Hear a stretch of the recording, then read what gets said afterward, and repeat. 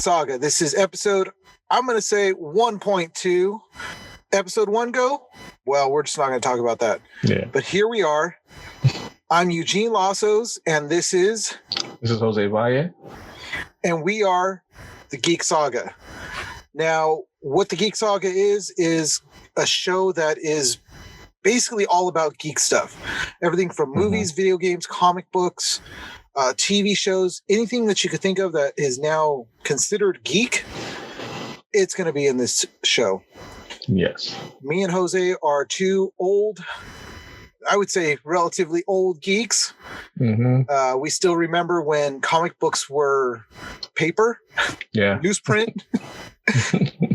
My first comic book cost me, I think it cost me about 75 cents. What about you? My first comic book was an issue of Spider-Man, and I bought it at a swap meet with like a broken He-Man toy or something like that. I was like, yeah, I'm gonna take the He-Man. It doesn't have an arm, but it has a sword, so I'll take that and that comic book right there. Talked them down to like 50 cents for both. So like, I think I came out on top on that deal. Well, my first comic book was, if I remember correctly, and I could still see the cover, was a G.I. Joe comic book, and it had Snake Eyes on it. And I got my comic book at the corner liquor store, back when liquor stores actually had comic books in them, which was insane. I mean, even nowadays, it's like you say liquor store and people are like, oh, I'm going to go get beer then. No, there was comic books back then that we used to be able to go in there. I would score a comic book and a candy. Yeah. You did. The 7-Eleven used to have a little spinner rack. I remember that had some like X-Men every once in a while, maybe some Superman and a couple Batman on there. Yeah. Never issues that you wanted, but just they had them there. Well, the funny thing is that my first Punisher comic book, which I got back in, I was junior high, I actually got at 7-Eleven. And it was then that I actually started learning that I should take care of these things because they could be worth something. And I actually put it in my first sleeve. And that's when my actual collecting, I would say, started. So I was what, 7th grade? So what, 13 is that? Yeah. Around there. And I didn't really get into like collecting comic books until I was like way older, getting my own money. I mostly just bought whatever was around. I had like a couple of issues of like Aquaman. I had a couple of issues of Batman, just whatever I could find around. Most of like my introduction with comic books was like my cousin. He had like the full on like the box, bag and board, and just in his room, he would go in there and he had like 5 boxes like that because he used to go to. For those in Southern California, you probably would know this is a Frank and Sons collectible show. And so he was constantly going there with his dad and his brother. And they would go the Wednesday and Saturday. I think they open now Sundays. But back then it was just Saturday morning. And then you had Wednesday afternoon. And he would go. So he had like just boxes and boxes of women. So that's where I would go. That was my major introduction. Like, he had Punisher Warzone. He had like the Many Death of Batman story arc. Like just like I was like, whoa! Like that's when I got like to see the comic books like had pretty deep storylines. Apart from like my initial introduction with like Spider-Man and the Super Friends. For those of you that don't know, that was actually our Saturday morning cartoons, which nowadays they don't even have that anymore, which is sad. Saturday morning, it doesn't exist anymore. No, I mean, I remember grabbing a bowl of cereal, getting my blanket, going onto the couch, sitting there, and from 8 o'clock till the freaking sports started, it was like that was all cartoons. And then when the sports started, I was like, all right, I'm done. Walk away. Yeah, you would watch depending on like on the time, like because I remember watching like the Incredible Hulk, Spider-Man and the Amazing Friends, and then the Justice or not Justice League, but it was Super Friends. I'm right in front of the Hall of Justice, Super Friends. I'm looking at the Hall of Justice behind me. The Super Friends.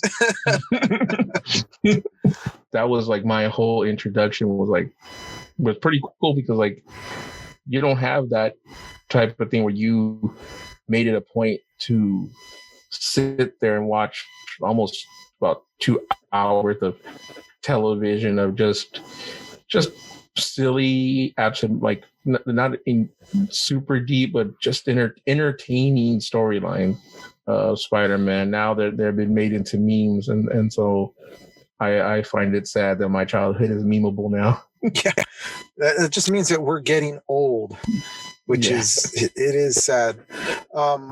My introduction was, of course, like I said, the first comic book that I got, which was a G.I. Joe comic book.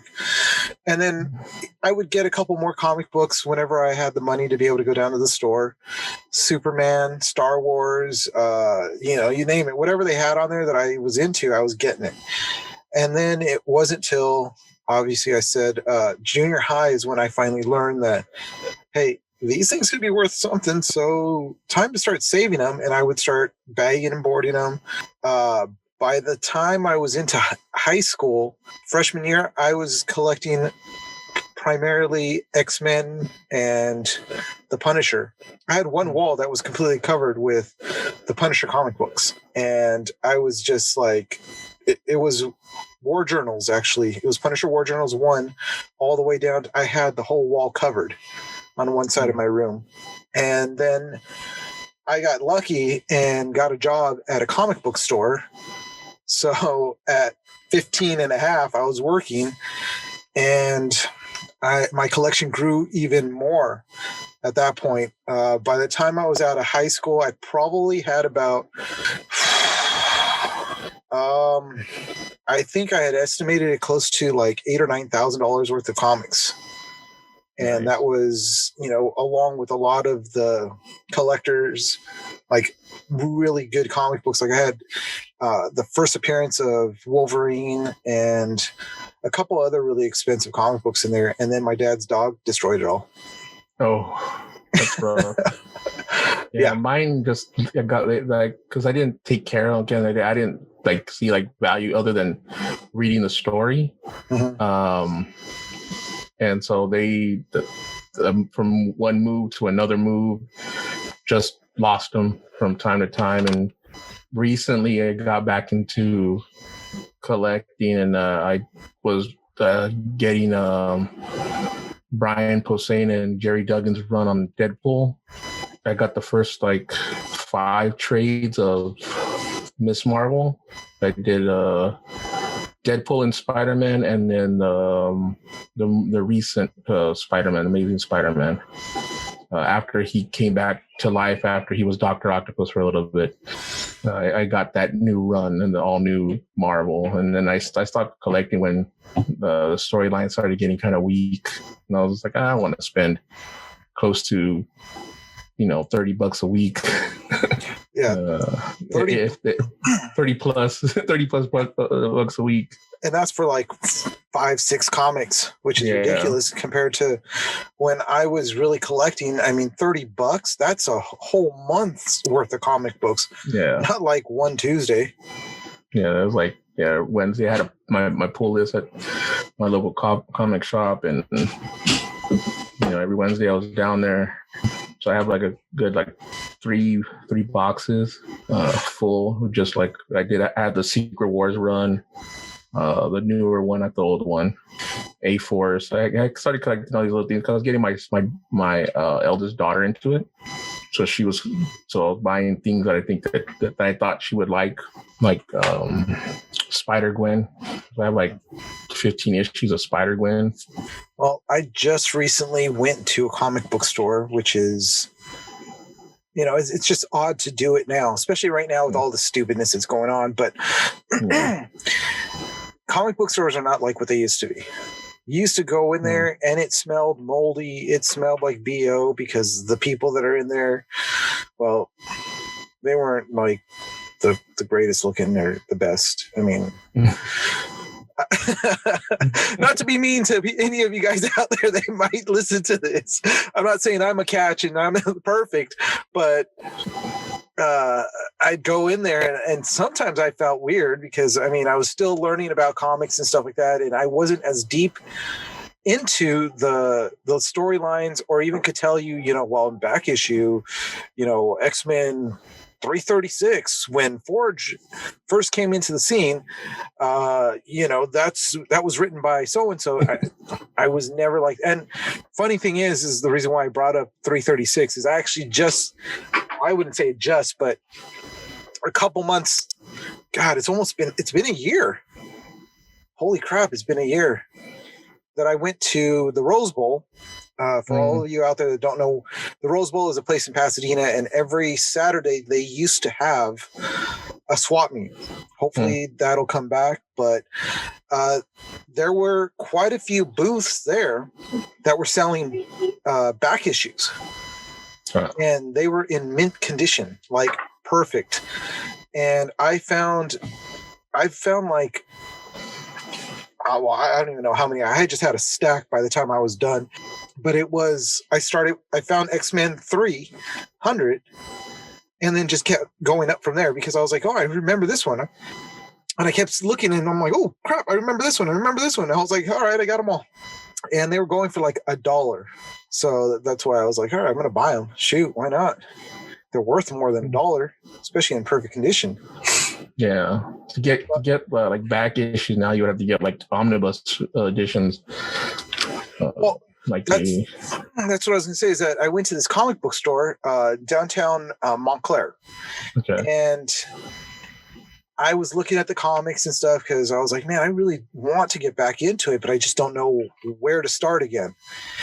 And I go down to the end of this, and it's not a very large aisle, but it was the aisle of the new comics. Got to W, and they had Wolverine. And I'm looking, and they have Wolverine #1. They're reissuing the Wolverine comic book that I had, that I spent $1.25 on, and now they're reissuing it and charging you $4 for it. And it's like, yeah, because the paper's better. That's it. Yeah, it's like that matte gloss finish right there. Yeah, not that the rag that we used to get.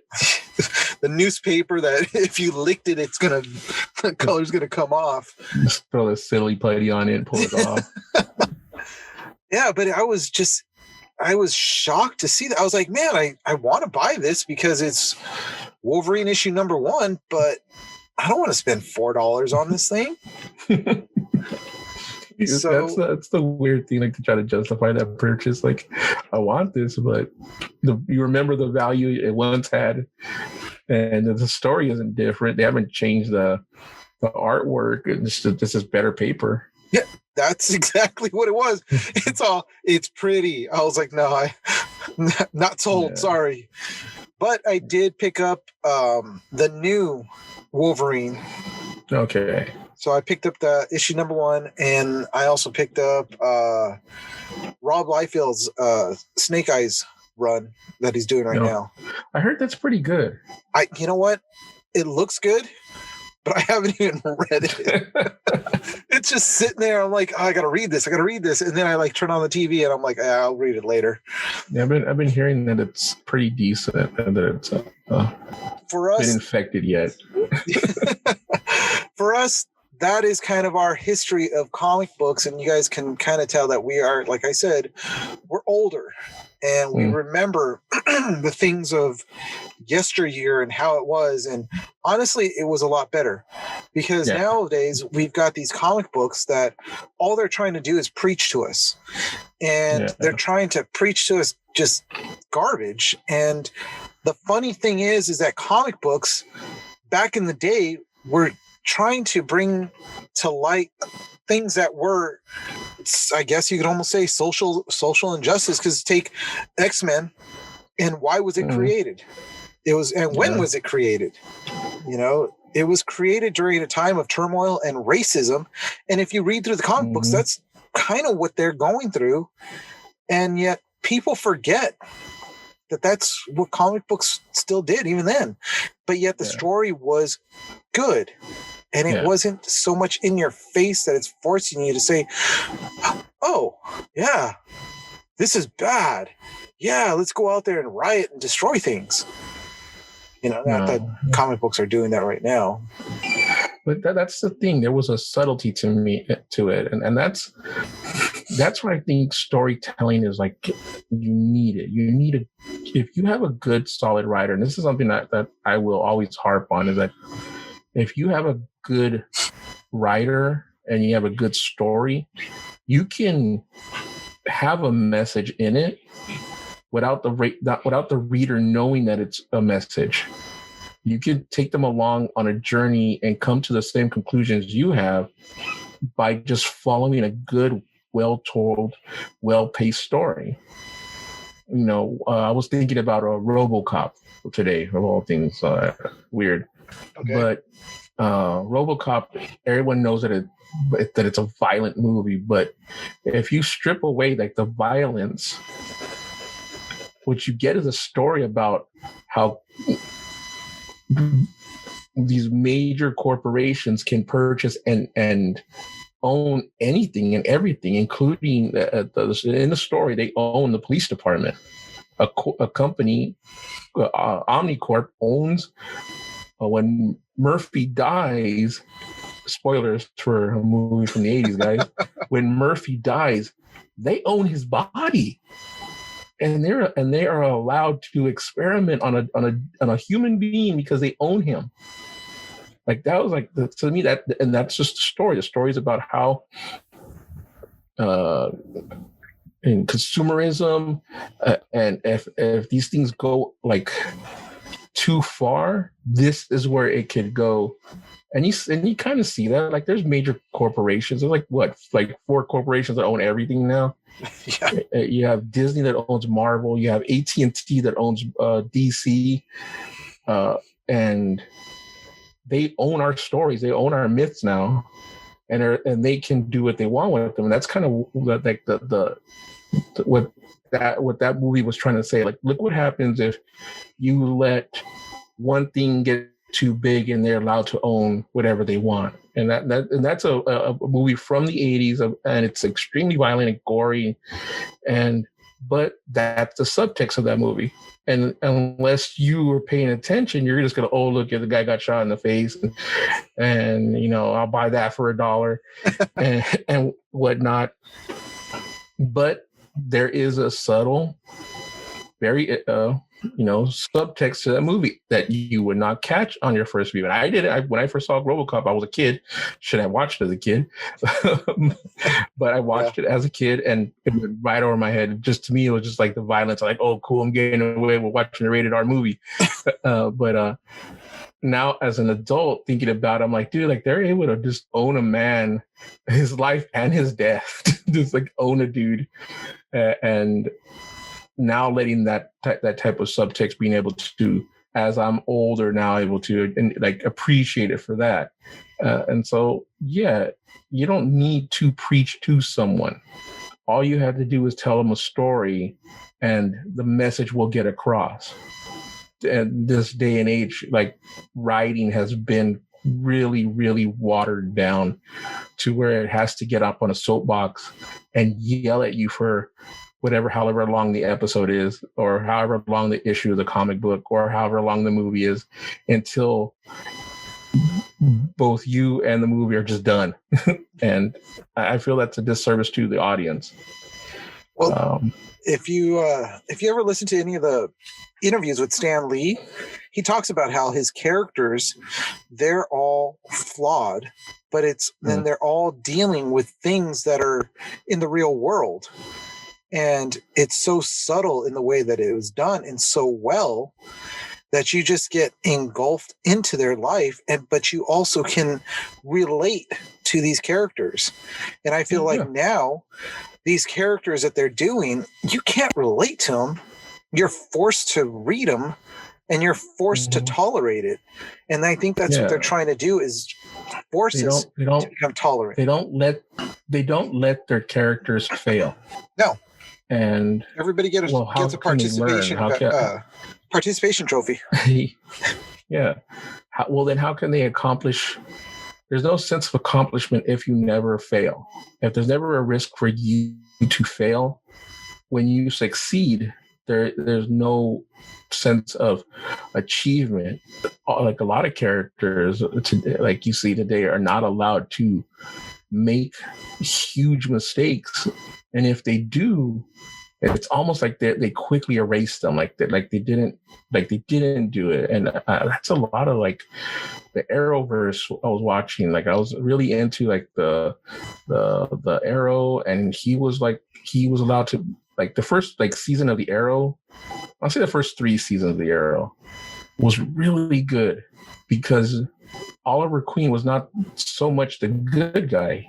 He was trying to rectify the mistakes of his dad, and he was straight up murdering people. And that was like, that engaged, because you saw a man who was driven to fix the mistakes of a previous generation while making a bunch of mistakes of his own, and then having to suffer the consequences of some of those decisions that he made, to like extremes, like the death of his mom, like being like murdered by Deathstroke.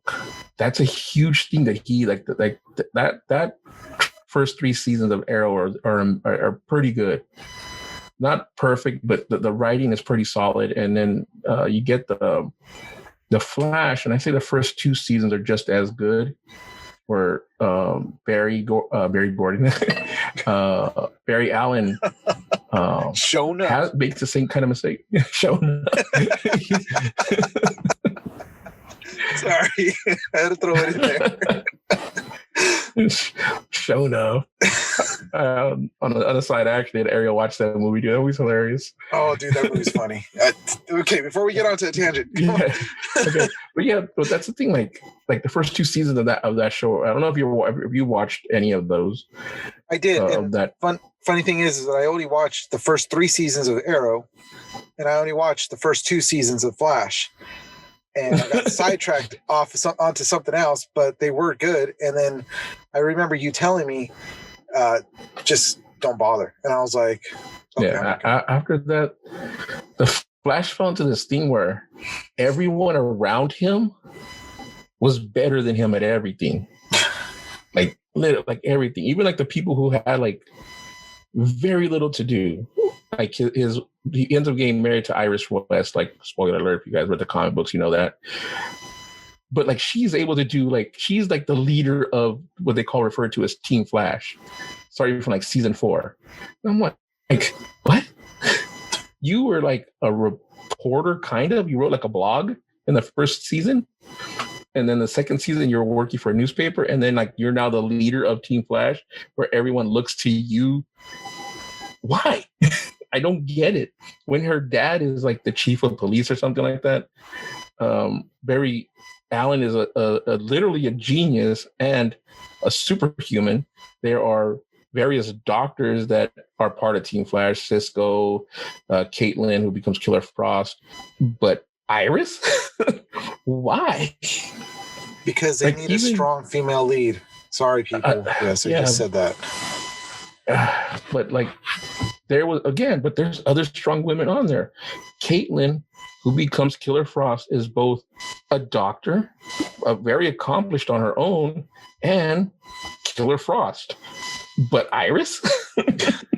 I'm like, she hasn't did anything. If you watch the entire series, Iris West is one of the few characters in which they do absolutely nothing and yet are rewarded for that.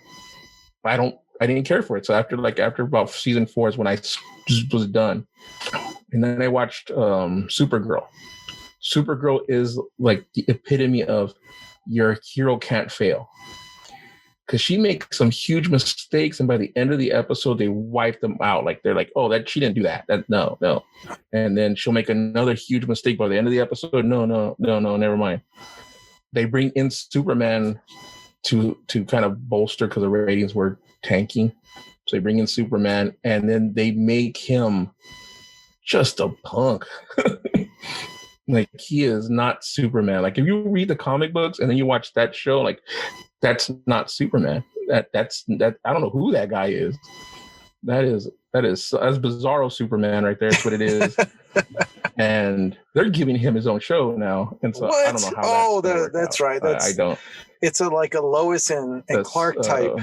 Yeah, but like again, it's probably he's gonna be like in game. You know, he's gonna get punked by Lois the whole show. Yeah. You know what show I actually have to like lift stuff. You know what show I actually just stuff and. Sorry, you know what show I just watched? Titans. Who? Titans? Titans? Yeah. Yeah. Well, no. Okay. So I watched the first episode and I was all like, because they showed Beast Boy and he was just like, he turned into a giant green tiger. And I was like, okay, I can't. And then I got HBO Max and I ran out of shows like always because I'm stuck up here forever and nothing to watch. So I was like, you know what? Let me just keep going forward. I actually got hooked. I got hooked so bad that I binge watched all the way through to season 2 and it's actually good. Surprisingly, it got good. Is Starfire orange? She is not. She's black. Why? Rosario Dawson in the Mandalorian was orange. It can be done. Through modern makeup and special effects, you can make a person orange. She did get orange when she used her powers. But that was the only time she was orange because that was when it was flowing through her. But yeah, she was black. But you know what? I was able to get past that, and the fact that she started out as a Russian prostitute. Yeah, I know. You're not selling me on it. I know I'm not selling you on it, but it got better. It got really good, and the characters had flaws, and they weren't wiped out at the end of the episode. They still had their flaws, and they were trying to work through them. And with the help of each other, they were able to start working through some of the problems, even though by the end of season 2, they all just said, you know, look, we're all jacked up, but we're here together. We have jacked up families, but we're now a new family coming together, and we can be better. And we can help each other to be better. And it was surprisingly good. I was shocked that I'm like actually waiting for season 3, which I don't know if they were gonna renew it for one. I don't know if they have a season 3. But there's that. And then I watched Doom Patrol. I heard that's decent. That is actually really good too. I got to get into season 2, but it's actually a really good show. So, you know, DC can do decent shows.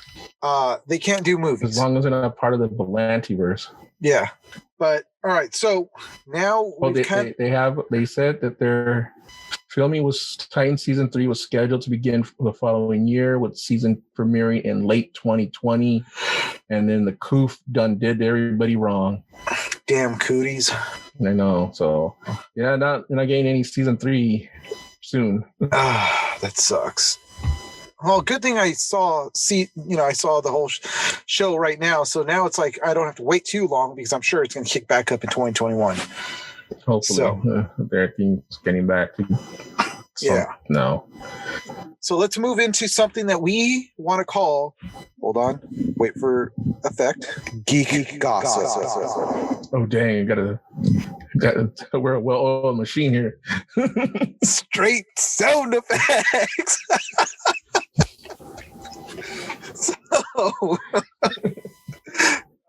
Did you like that? That was good, huh? We ain't them low budget podcast guys. Geek gossip. Oh yeah, that's awesome. All right. All right. Geek Gossip is going to be our segment as far as us talking about anything going on in the industries, whether it be comic books, which we're sadly to say is we're seeing the death of comic books coming around.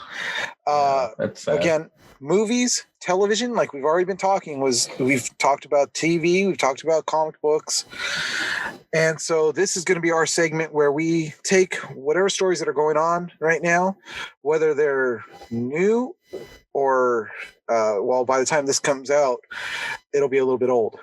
But we're going to start off with some sad news. Sad news.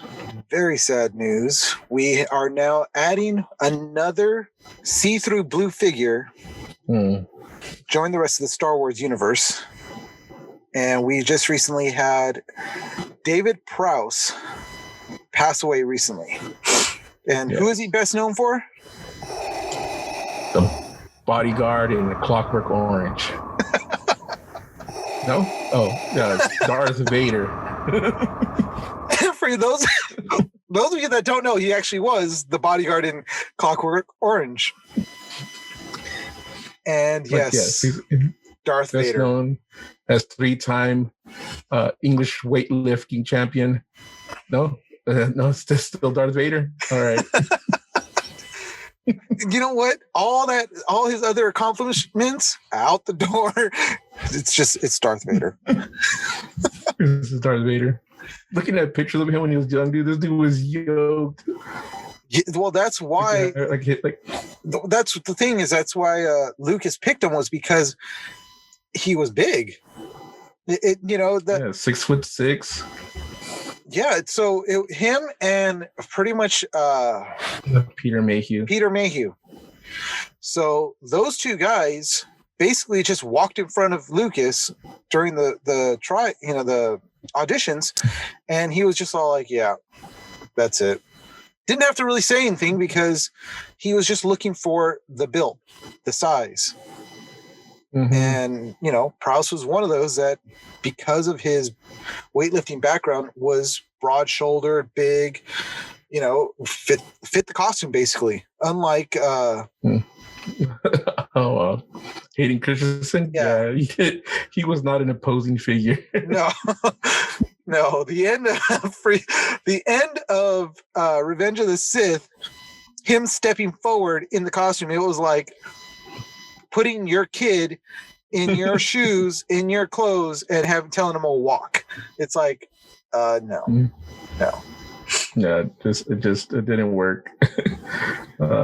This dude was a big guy, just a larger than life character, well liked by everyone. Mark Hamill, he had a tweet. I'm trying to look for it right now. Mark Hamill says this, so sad to hear David Powse has passed. He was a kind man, much more than Darth Vader, husband, actor, husband, father, member of the Order of the British Empire, 3-time British weightlifting champion, safety icon, the Green Cross Code man, and he loved his fans as much as they loved him. Yeah, this dude had a huge life, and it's just one of the things I was thinking about as we kind of look back, and like a lot of our heroes are dying. That's when you're old, when the people you're like, oh, dude, I love that dude, and they die, and you're just like, oh no, the slow march towards death is coming. Hey, but Betty White still alive. Oddly enough, yeah, she's still.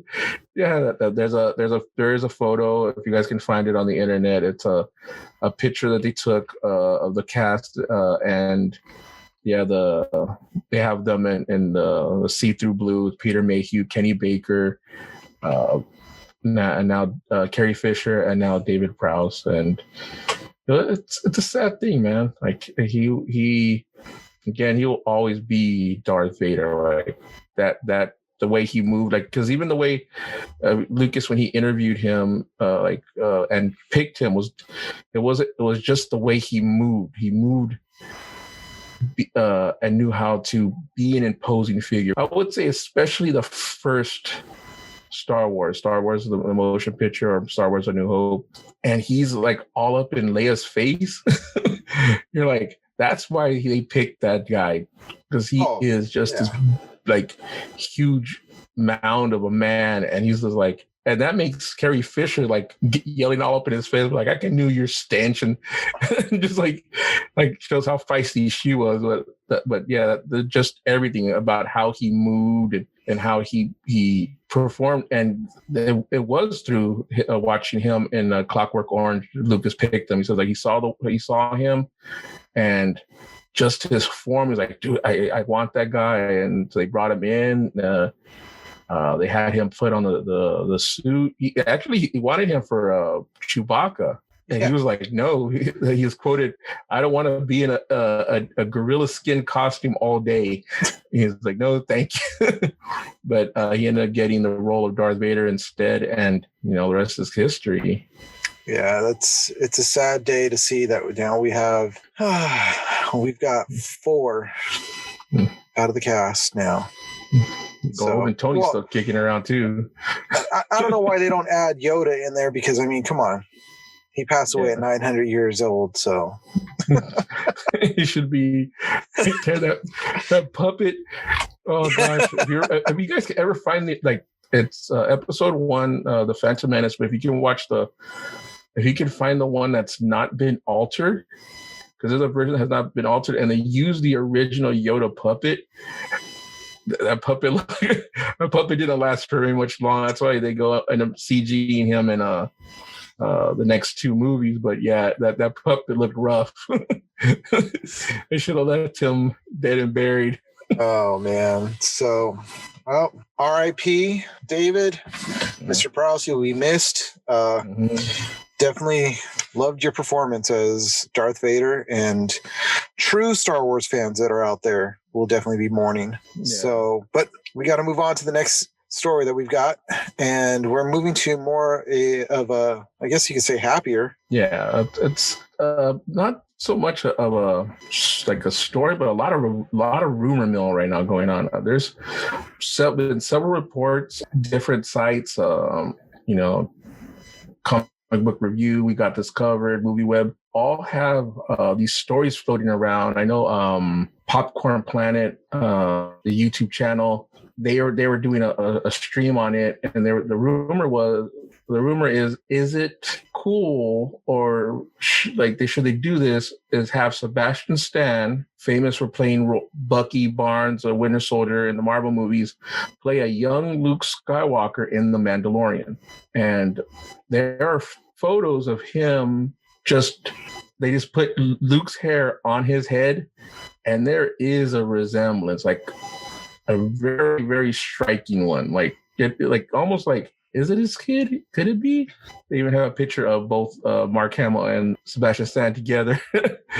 But that's the rumor right now, that not only do the fans kind of want this, but Lucasfilm has made some comments hinting that they might pursue this in maybe later seasons. I don't know how much of season 3 of The Mandalorian has already been filmed.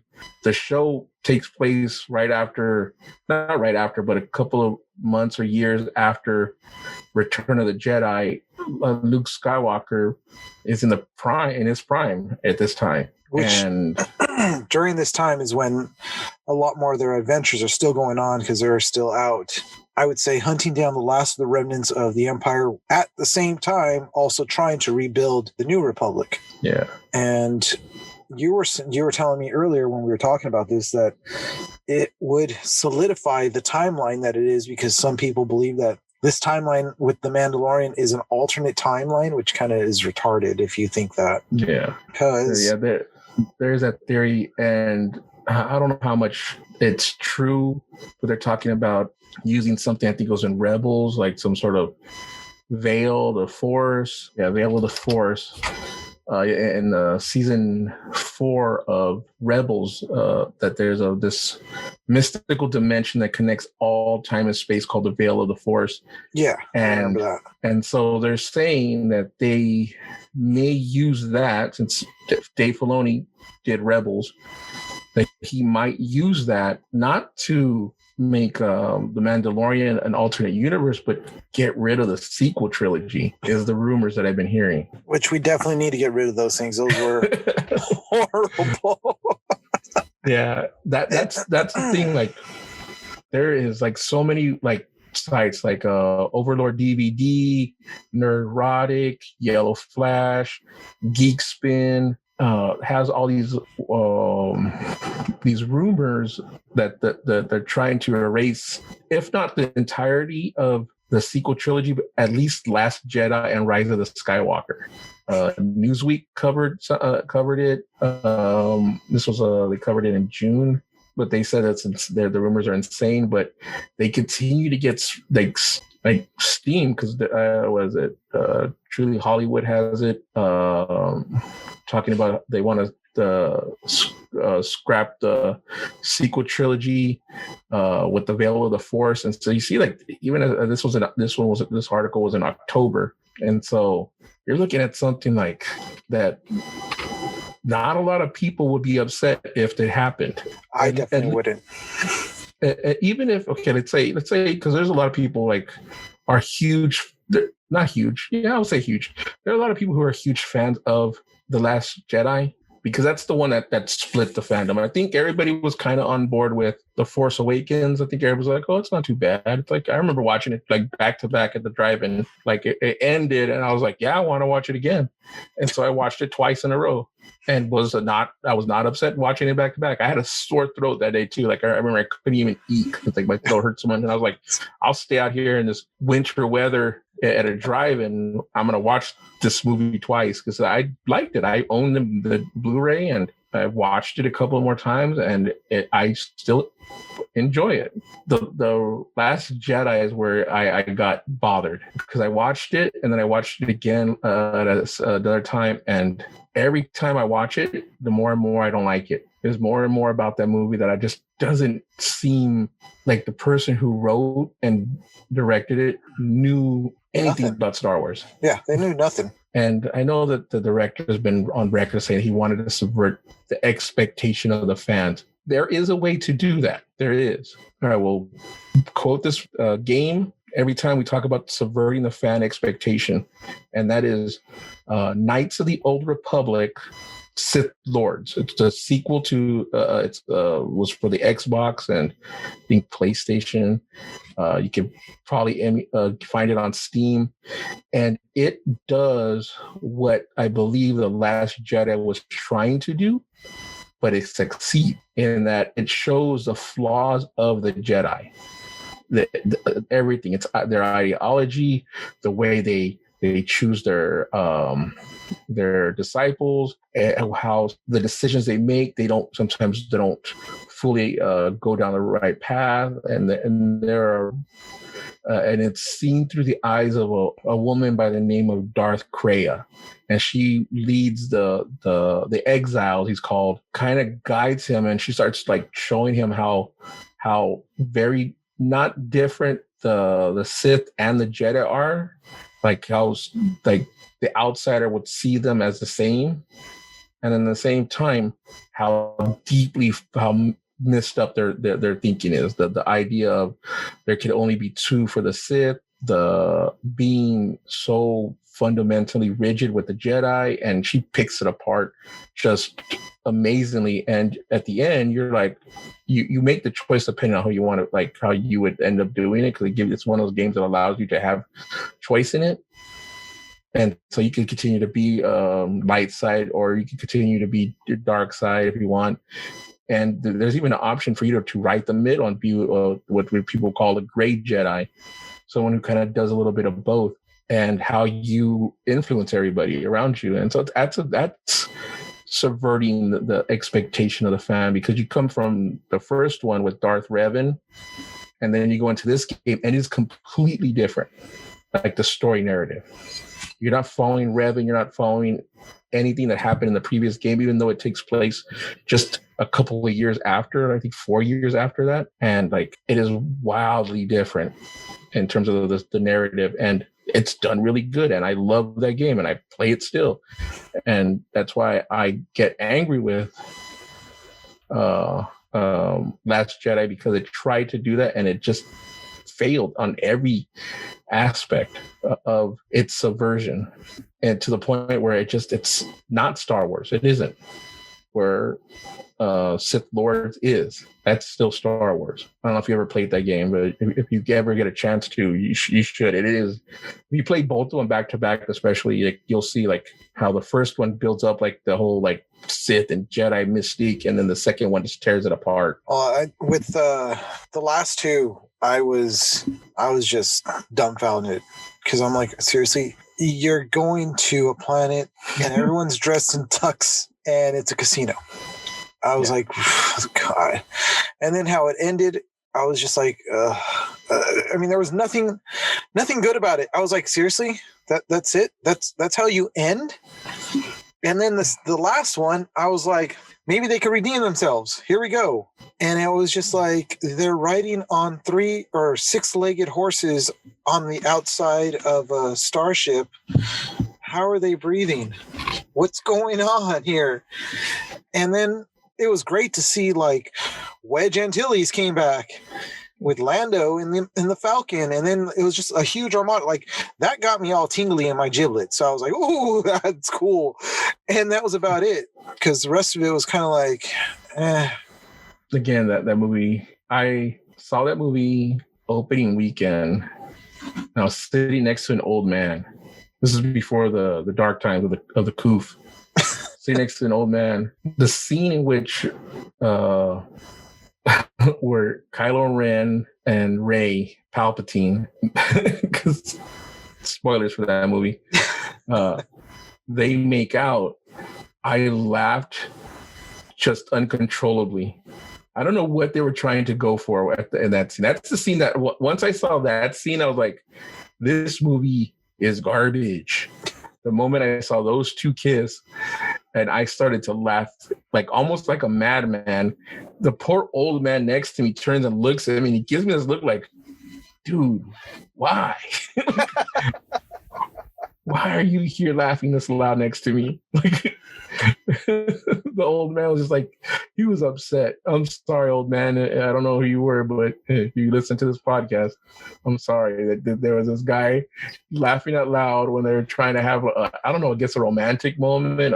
I know it's trying to be emotional, but J.J. Abrams cannot do emotion. Have you seen his Star Trek movies? J.J. Abrams is not capable of having heavy emotions. And that goes all the way back to Lost. Watch the seasons of Lost. There's no like J.J. Abrams, like his hands on it, that has any emotion. Like if you look at the ones like where the Hobbit dies, that wasn't directed by him. Like that was someone else that had hands on that one. And you're like, oh yeah, no, the Hobbit dies. No, it was the other dude that was in like the basement or something. Like he died. I don't remember that show. I just know that I was never sad when I was watching that show. No, it was. Was it Mary or Pip? No, it was Pip. Yeah. He was the one that died, or looked like he died. Oh, okay. Yeah. And I was like, and I liked the actor, and I watched like Lost for like I was like into it. I was more into like the mystery of it, not the like the emotional aspects of it. Like there was a married couple on there that he like didn't care at all. Like they were trying to have a baby or something. I'm like, I don't care. Like show me more of that smoke monster and that weird guy over there like quoting like the Bible. And I'm like, and then like it goes nowhere, and then the show ends, and then everyone's disappointed. And yeah, J. Abrams is not capable of like having emotional beats resonate with his actors. They made fun of Lucas that he wasn't that Padme and Anakin was not emotional. It was emotional. It was kind of creepy. It's what it was, but there was emotion behind it. Just a lot of creepy ones. Yeah, I didn't buy at all that kiss. I didn't buy his death. Like that was another thing too. Like spoilers again. You shouldn't watch it. Don't. I'm telling you now. Don't watch that movie. But spoilers if you are. I just say that if Dave Filoni says the Veil of Force is alive and well and wiping everything out, I'm all behind it. I'm good to go. Now, do I want to see Sebastian play Luke? I think that would be kind of cool. I think so too. What we were saying, or you were saying that it would solidify the timeline, because we've already seen Boba in the first episode of season 2 and his armor. Spoilers. So it's like, okay, so that means that he did get out of the Sarlacc pit and he's walking around naked somewhere. And now we see Ahsoka, which spoilers for those of you that have not watched it, like myself. I haven't watched that. Watched it? I have not watched the latest episode, but I know she's going to come around. I mean, I knew she was already coming. Dude, I wanted to make fun of the stupid name of Baby Yoda. Oh God, what was it? I kept like calling him Grover. Freaking Grover. So what is Baby Yoda's name? The Googler. He's Baby Grover. So now we know the baby Garfield Yoda is walking around. What is it, Baby Yoda? It's like Grogu or Grogu. Baby Yoda name Grogu. Dang, it's dumb.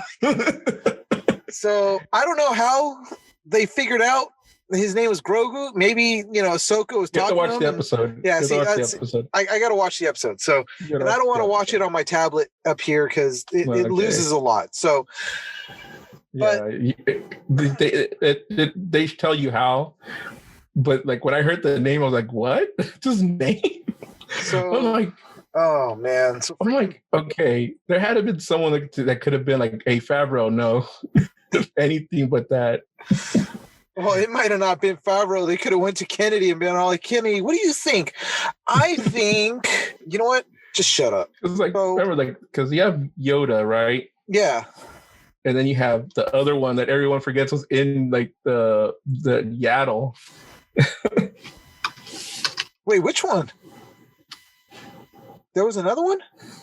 Yeah, if you look at what is she? She comes out in, oh gosh, what is she, like, which one is she in? I think she's in the second one.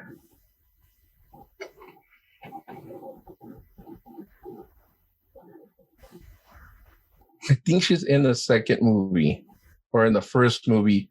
And there's a female Yoda that is called Yaddle. She's 477 years old at the time of the prequels. Part of the Jedi Council. What? Yeah, Yaddle. Like it's Yaddle. Actually, if you Google that, I'm looking at pictures of her right now. Oh my god! And all it is Yoda with long hair. Oh jeez. Well, all right. So we had Yoda, Yaddle, and now we had Grover. So Grover. It's Grogu. No, Grogu. Grogu. Wrong again.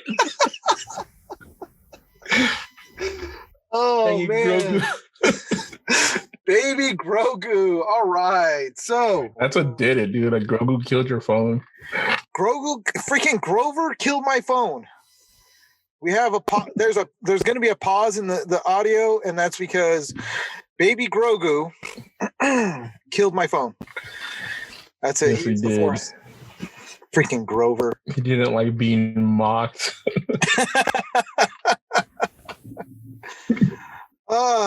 Okay. Well, so now that we got that story out of the way about possibly Sebastian coming to the Star Wars universe, because he's already part of the Marvel universe, I think it's actually a pretty good idea. Again, we have I do too. I kind of want that to happen. Yeah, I do. The more I think about it, and the more I look at pictures of him, like with like just like simple like just put Mark Hamill's hair on him, the more I'm like, I think he can do that. I think it would be a good idea. He can pull it off. He is actually a really good actor, so I can see that happening. But he should mock Grogu, though.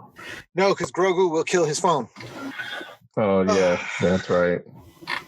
All right. Well, this has been a somewhat more successful episode of Geek Saga. We are coming in right on our time hack for this one, so that's good. And this was actually, it was fun. I enjoyed this. And I'm looking forward to our next episode. So what we're going to probably be doing is going through Smallville, which is something that we talked about, what we've done before, and we're going to start with episode 1 in our next episode of Geek Saga.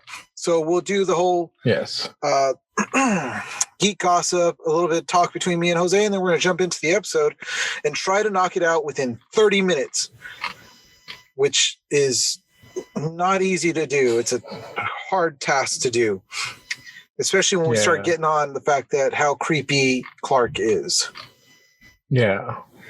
So, but we're going to tackle the task of doing Smallville, which when it originally came out, I didn't watch it, but Jose, which I found out, was quite obsessed with it, which we're not going to go into the story about it just yet. But he was obsessed. Yes.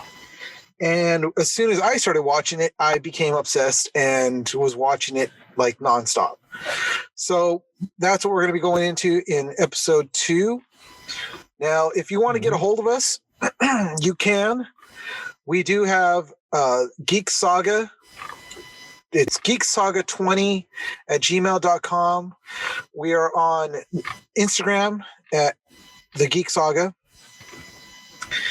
And we're going to be putting this up on YouTube to start. So we will have Geek Saga on YouTube as a YouTube channel. And you can get a hold of us any way you guys want.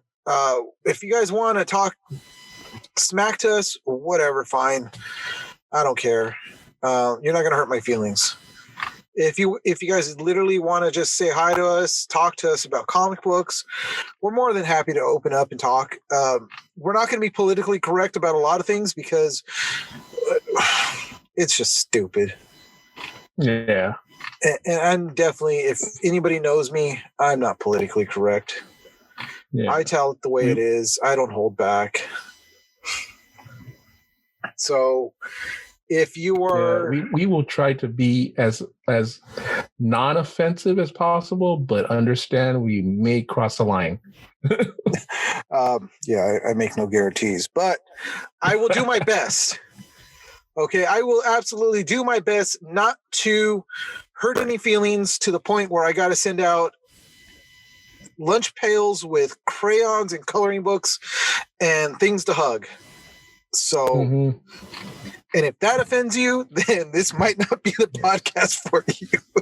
Yeah, the only thing that's gonna probably I'll do that offend you is I will probably mock things that you guys like.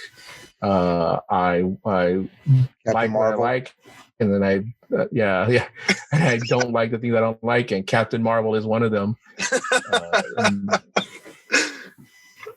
We don't have time to go fully into it, but yes, Captain Marvel is one of Jose's sore spots. So if you want to get him riled up, Captain Marvel. Everything.